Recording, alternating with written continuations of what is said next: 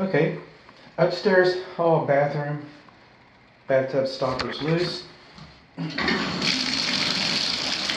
it leaks under the valve.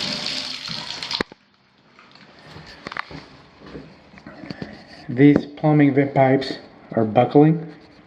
The neoprene ring has indentions in it. Water can get in there. This commode isn't flush. Hot's on the left, cold's on the right. Boring. Oh, booger there. Boring.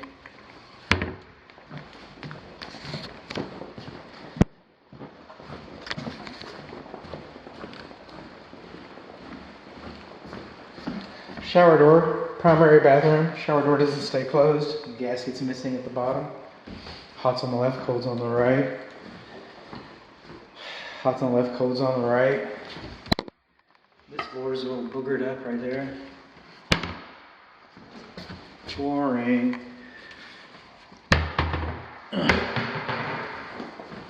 You gonna flush for us now? The best you can do. Both of the upstairs commodes do not flush.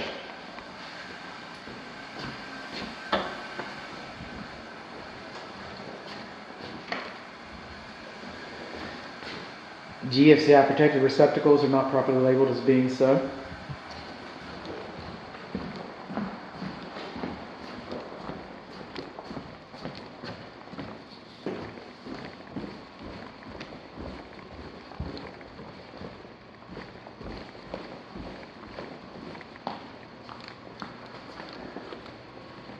Coming on along. Fireplace. It'll be an interesting little story. We've got our key. See this right here? This is a gas log. You don't see any logs in there because the gas logs are missing. But this is not a fire starter. This is not made for natural wood burning fire. It's made for a gas log appliance. Either take this out and put a starter tube in for natural gas. You either do that or buy some new gas logs. Now, it depends on the manufacturer, but a lot of people get upset if that isn't sealed right there. And it's not sealed right there, so. Now, manufacturer's installation instructions supersede code. So if the manufacturer's okay with that gap there, then that's fine. Code says that this should be at least 24 inches. Actually, there's different measurements. It's kind of a throwdown measurement.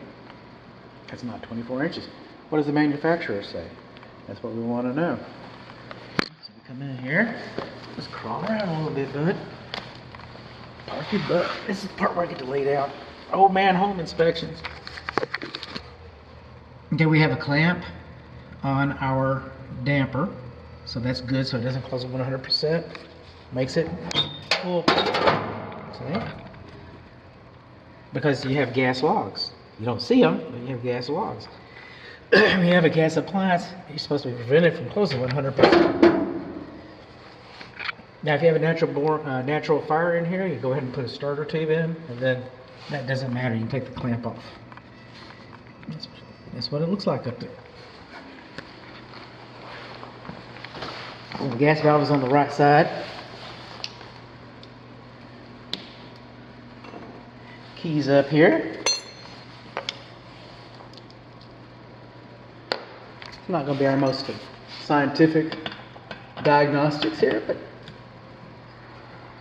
we got gas.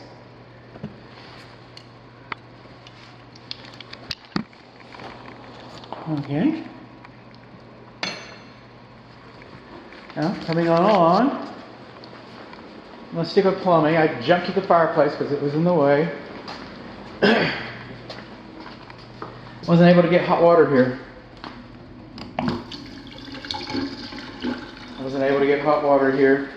That's 4-prong electric, and I'm getting power at all 4 of them, but that's all I know. I don't know if it's worked properly. No GFCI for the laundry. The laundry's supposed to be labeled hot and cold. It's not. It's kind of unusual. especially for the age of this house. But this is for the upstairs and downstairs bathrooms. This commode flushes. Bye, Timmy. Hot's on the left, cold's on the right. Okay? So it's the two upstairs commodes that aren't flushing. Refrigerators are beyond the scope of this inspection. But it's cold. I don't see any ice. Unless they have the water turned off to it? I don't know. Do they have the water turned off to it? I don't know. No ice in the refrigerator.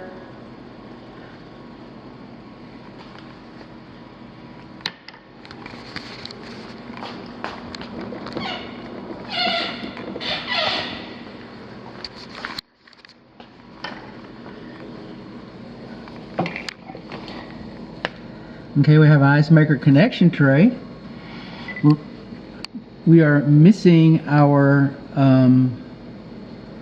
receptacle outlet cover plate. Dishwasher's still working. It's loose in the cabinet. We do not have an anti-siphon loop. We've got a 1/3 horsepower garbage disposal.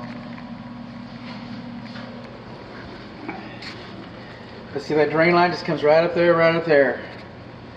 So Elon Musk could be up there with his barometric pressure pushing down on us with his X satellites and pushing down on that, and you got a sink full of dirty water, and it'll push it right through there, right down there into your clean dishes.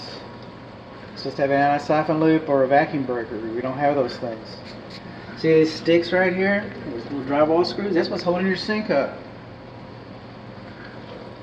Put a stick in it. No, the manufacturer thinks that you should have clips around the edge of the sink that drill into the bottom of this. That's what the manufacturer thinks. The manufacturer doesn't say anything about sticks. Okay. Then over here, this is what's known as a foul line, F-O-U-L. That's hillbilly home inspection. That's how we pronounce it, foul line. It's supposed to cascade down like this. That's where all the germs and the bacteria and the cooties and the viruses hide. That's where it all goes.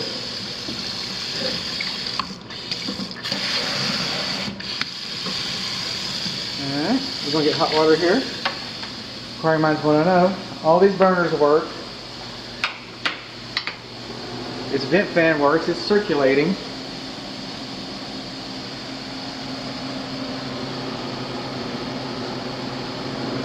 There you go.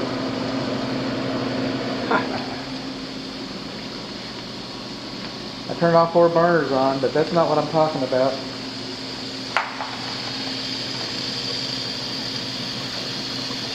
Is it hot yet?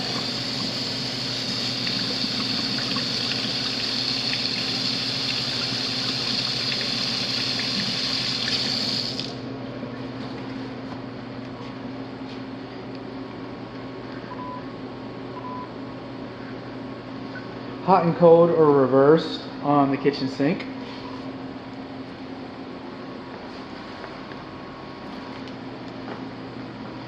I come over here, it's a nice flat top. Looks good. Until we get underneath.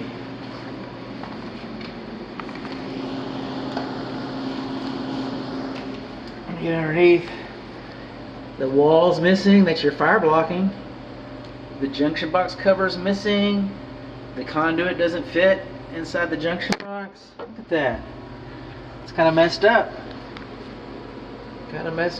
Don't put any pots and pans in there. You might grab yourself a good dose of electricity. Just saying. Now when this home was a baby in the builder's belly, they didn't know that someone was going to come in here and add splashback. Nice brick pattern splashback here. So when this house was built with the drywall and everything, all these outlet boxes and switch boxes, receptacle boxes, that came out from the wall, so it would fit nice and flush against the wall like that. That's what they knew. But then we came back and we got this much of a gap here where our splashback is, right? So that gap shows up over here. Look at this. So now we got this big old hole in the wall right there, that big old gap. So if this thing melts down and sparks are flying and all that good stuff, there's nothing to keep the fire, the flame from crawling around there and going up inside your wall. And you see these screws right here? Well, the normal screws didn't fit. So they put these drywall screws in here. Drywall screws make their own way. They have sharp teeth for threads. They get in there and they just gobble stuff up like the insulation off of your electric wires. That's what they do. So yeah, these are the wrong kind of screws, and we do not have the...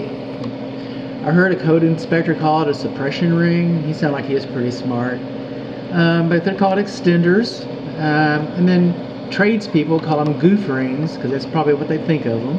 But no, we do not have our extenders on this.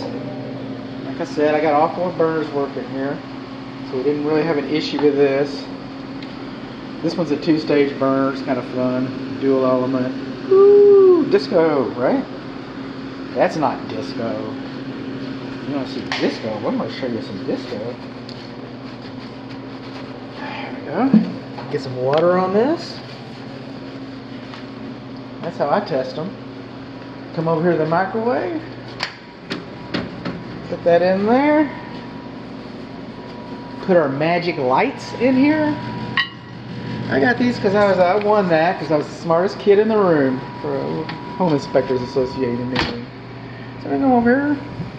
You want to know? Add a minute. That's way too much. Start. Cook a bit more. Okay, so I can just put 15. Cook a bit more. It's supposed to blink.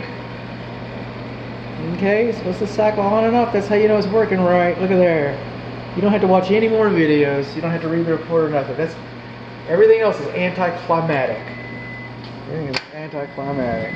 This is how I know it works. Hot, hot, hot, hot. That's how I know it works. So the microwave works and the oven works. I ran the oven. I ran the broiler. We got custom broil. We got auto clean, but we do not have convection. This is all one piece, by the way. So, back to the refrigerator. I couldn't see any ice in that. Huh, I guess I got that off.